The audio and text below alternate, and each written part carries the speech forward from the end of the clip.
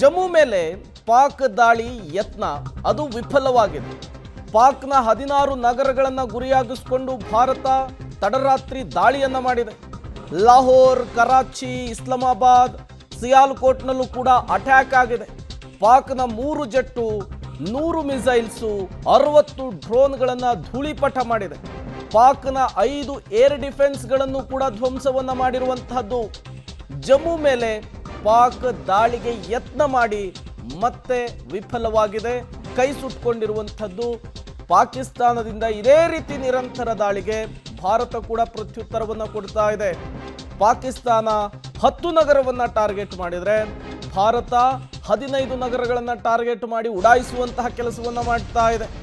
ಅದರ ಜೊತೆಗೆ ಭಾರತಕ್ಕೆ ಏರ್ ಡಿಫೆನ್ಸ್ ದೊಡ್ಡ ಮಟ್ಟದಲ್ಲಿ ಹೆಲ್ಪ್ ಆಗ್ತಾ ಇರುವಂತಹದ್ದು.